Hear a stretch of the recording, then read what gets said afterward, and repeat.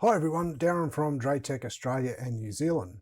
This webinar is the first of a multi-part series of webinars where we'll go through various configuration tasks you may need to perform if you're installing a new DrayTek DrayOS 5 router. We'll focus on the Vigor 2136, but it will apply to other DrayOS 5 routers such as the new Vigor C510 series. During the premiere, our technical team will be available in the live chat on the right of your screen to answer any questions. There will also be a 5-minute Q&A time at the end. If you missed the cutoff or you're watching this after the premiere, please comment down below or email sales@draytek.com.au. Some of the configuration tasks you may need to carry out are LAN, WAN and wireless LAN configuration. We'll also go through a configuration example on setting up port forwarding.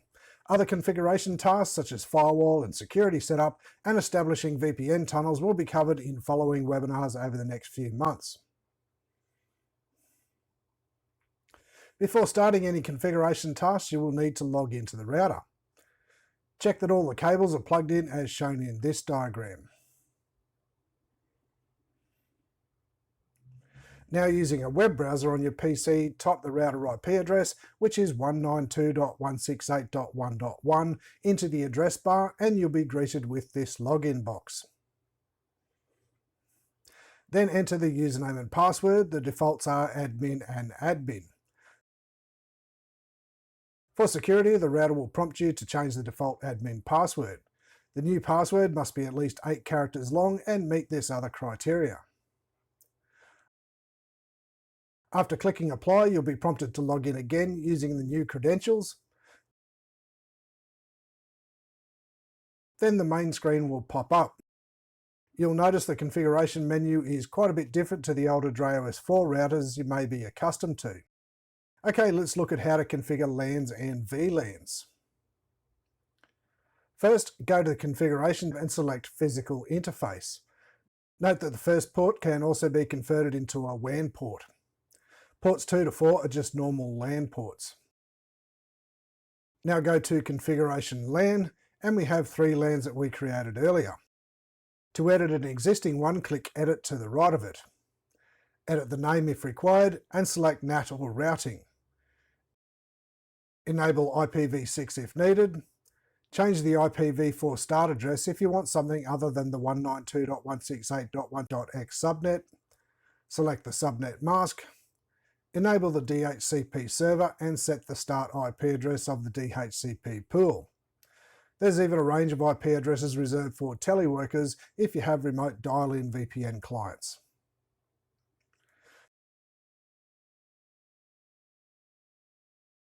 To create a new LAN, just click on +Add, give it a name and fill in the details you want. Okay. For VLANs, go to the VLAN List tab. Here we have 3 VLANs set up previously, as well as the default VLAN. To create a new one, just click on +Add, or to edit an existing one, click Edit to the right of it. The default VLAN here has an ID value of 1, which can be changed, but it will only be used if the VLAN tag is enabled with trunking later. You can also select the LAN it will apply to in the drop-down here. Now go to the Interface VLAN tab to show the VLAN IDs. Port 1 is set as untagged and the port type is an access type by default. Port 4 will be our trunk port if we want to connect a managed switch. Here we select trunk, disable tagged VLAN and select the VLANs for the trunk. Just tick VLAN 2, 3 and 4 and click apply. To set inter-LAN routing, if you want devices to be able to communicate between certain VLANs, go to the Inter-LAN Routing tab. Then click on +Add, give it a name, and select the LANs which will be interconnected. Let's select LAN 1 and LAN 2, then click Apply. And there's our rule created. We don't actually need that, so we'll delete it by clicking Delete over here. And done.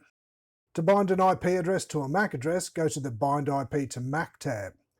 Click +Add and give it a name. Then type in the MAC address of the device as well as the IP address and save. You can have up to a maximum of 300 entries here. If you have to configure more advanced DHCP options for your LAN, such as Bootstrap protocol parameters, then go to the DHCP Options tab and click on Plus Add. Then select the option number, for example 60, and select the data type, ASCII or hex, and type in the data given before applying it to the respective LAN, and save. Next, we'll configure the router's WAN connection so it can access the internet. So we go back to Configuration, Physical Interface, and check the WAN port is actually set to WAN. Remember, we can also set port 2 to WAN if we wanted to fail over to a second Ethernet WAN connection.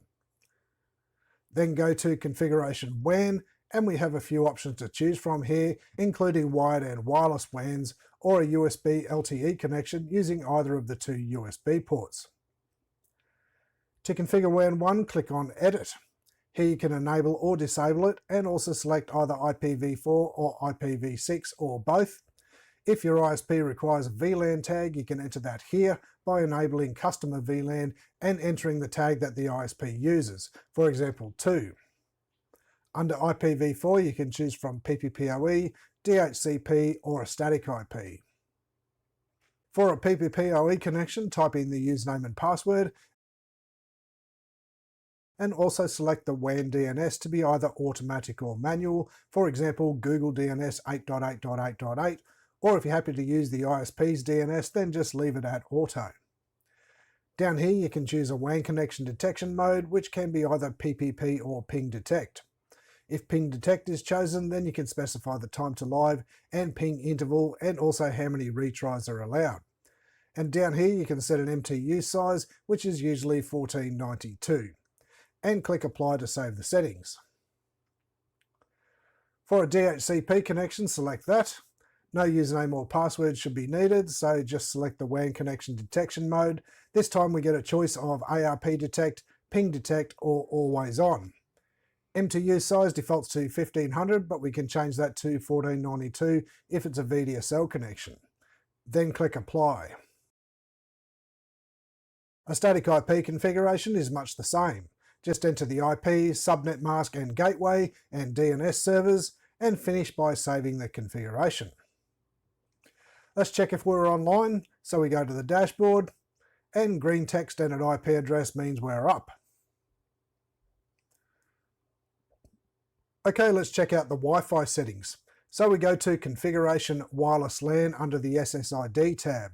Change the SSID names if you like, and select the security level, add a Wi-Fi password, set a schedule if you want one, and select what bands will apply. Note that the 2.4 and 5 GHz bands should have a single SSID name if you're doing band steering, that is forcing all Wi-Fi clients to use the 5 GHz channel and then fall back on the 2.4 GHz channel if the signal goes below a given RSSI level. You can also create up to 8 SSIDs, but only 4 for each 2.4 or 5 GHz, or a combination of both.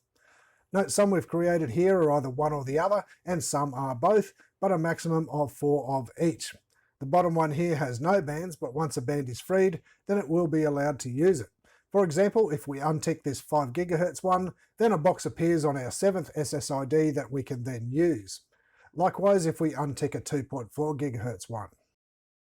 There are more options if you click on Edit. Here we can apply the SSID to a VLAN, and down here we can isolate the wireless clients or hide the SSID name if you like to do that. You also have the option to tick or untick the associated 2.4 or 5 GHz bands here, and click Apply to save the settings.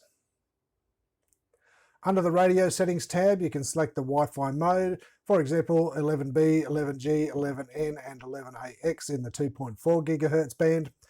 Same down here in the 5 GHz band.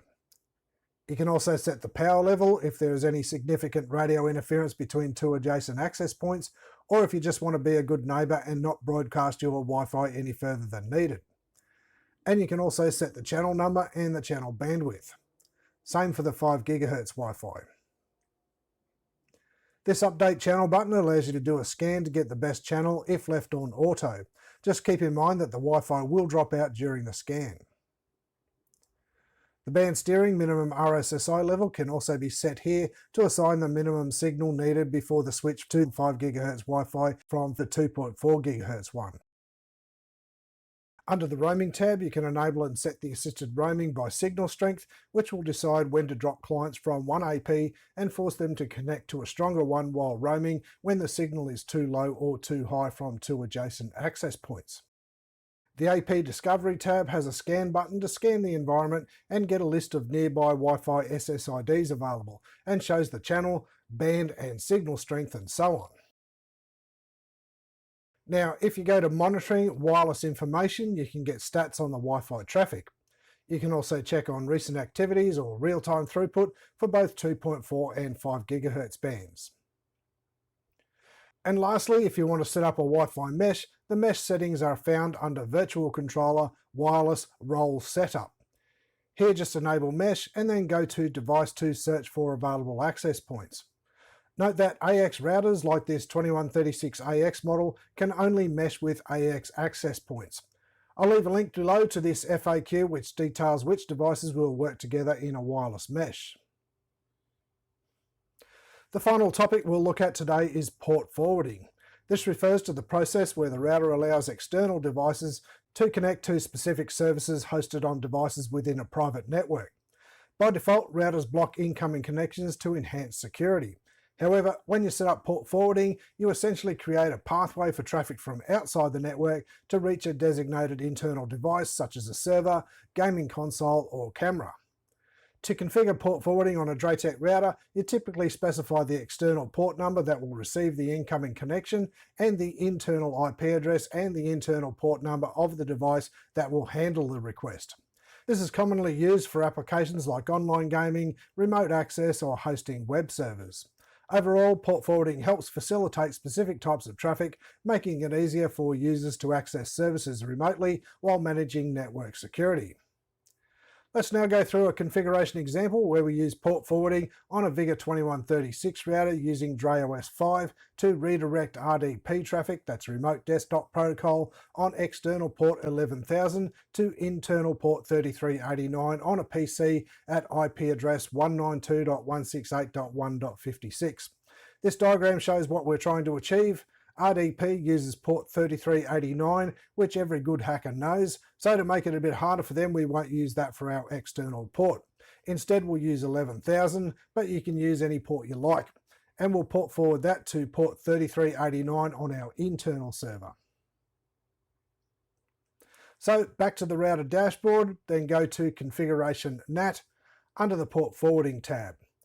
Click on the +Add button to create a new rule. Give it a name, we'll call this one RDP test. Then select the WAN interface, which in this case will be WAN 1. Note that the WAN IP is automatically displayed. Source IP we'll leave as any. Private IP, that's our RDP server PC on the LAN, we'll leave as single, and its IP address is 192.168.1.56. Then click +Add again for more. Protocol we'll leave as TCP in this case, public port of 11,000 to 11,000, and the private port is 3389. Don't forget to enable it, and then click on Apply to Save. Okay, let's see if it works. So we open an RDP session window, then type in the WAN IP address of the router, followed by the external port, which is 11,000. So that's 192.168.100.67:11,000, and click Connect.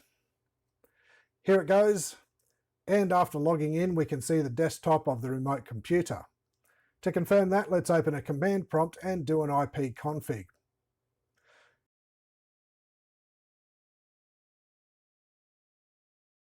And there's our local IP address, 192.168.1.56. Job done. So to summarise, today we briefly looked at several configuration tasks using the new DrayOS 5 router. We started by looking at LAN configuration, then WAN configuration, followed by wireless LAN configuration, and we finished by looking at a configuration example of port forwarding to access an RDP server from the internet. Okay, that's it for me, but please stay tuned. We'll be answering questions in the live chat on the right of your screen for the next 5 minutes. For more information about DrayTek products, please check out our website at www.draytek.com.au or send us an email to sales@draytek.com.au or give us a call on 02 9838 8899. Please like and subscribe below, and if you'd like a notification anytime we put up a new video, please select all from the subscribe drop-down menu as well. Thanks and bye for now.